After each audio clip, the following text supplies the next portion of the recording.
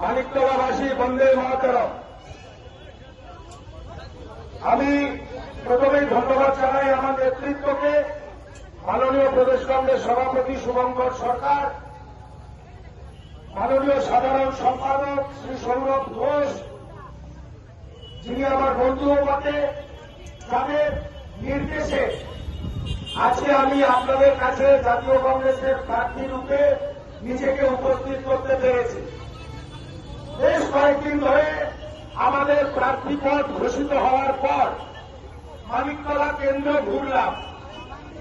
মানিকতলা কেন্দ্র ঘুরে দেখে একটা জিনিসই মনে হলো, আমি কারুর রাজত্বের মধ্যে ঢুকে পড়েছি। প্রচার করা যাবে না, হোর্ডিং লাগানো যাবে না, পতাকা লাগানো যাবে না। কোন একটি পরিবারের রাজত্ব এই মানিকতলা বিধানসভা কেন্দ্রের মধ্যে চলছে।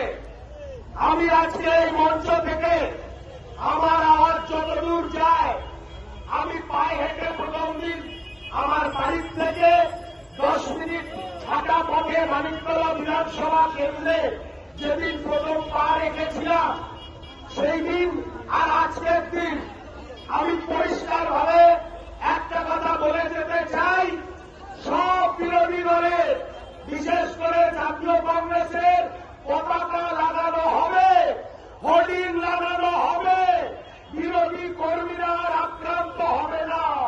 সেই মানিকতলা গড়ে তুলবে জাতীয় কংগ্রেসের নেতৃত্ব এবং পশ্চিমবঙ্গ প্রদেশ কংগ্রেস কমিটির সভাপতি শ্রী শুভঙ্কর সরকারের নেতৃত্বে।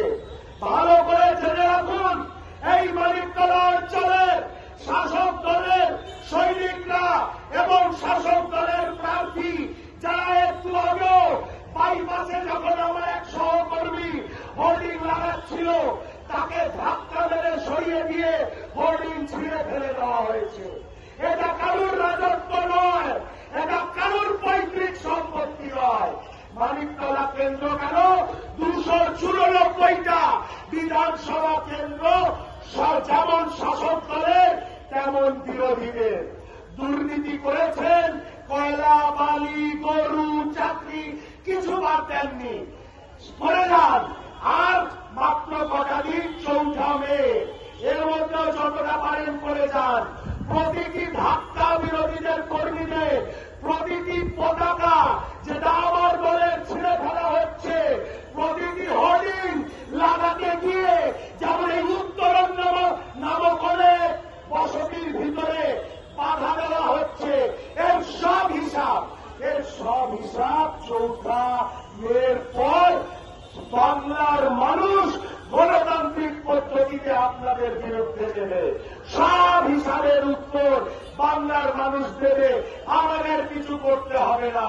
কারণ তারা জানেন আপনারা কেমন সোনার বাংলা উপহার দিয়েছেন, ঠিক যেমন সোনার বাংলা অমিত শাহ উপহার দিতে চাইছে, যেখানে বাঙালিরা মাছ খাবে না, মাংস খাবে না, ফ্রিজ থেকে আমিষ খাবারের গন্ধ বেরোবে না, শুধু রামনবমীর দিন বড় বড় তরোয়াল বার করে সংখ্যালঘু সম্প্রদায়ের মানুষের দিকে দেখানো হবে। সেই একই কয়েনের এপিঠ আর ওপিঠ তৃণমূল কংগ্রেস এবং ভারতীয় জনতা পার্টি। আমি বক্তব্য দীর্ঘায়িত করব না।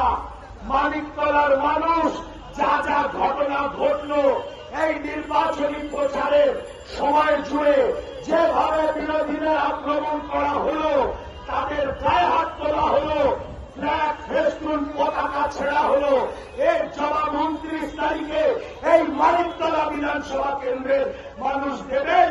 মানিকতলা বিধানসভা কেন্দ্রের শাসক দলের প্রার্থীকে আমি আজকে ওপেন চ্যালেঞ্জ করে গেলাম, একটা করে পতাকা ছিঁড়বেন, 1000 করে আপনাদের ভোট কমবে। একটা করে পতাকা ছিঁড়বেন, 1000 করে ভোট কমবে। গণতন্ত্রকে বেঁচে থাকতে দিন। রাজনীতি আপনারা করছেন, রাজনীতি বিরোধীদেরও করতে দিন, কিন্তু গণতন্ত্রকে মমতা বন্দ্যোপাধ্যায় স্টাইলে পায়ের তলায় পিছিয়ে মারবেন না।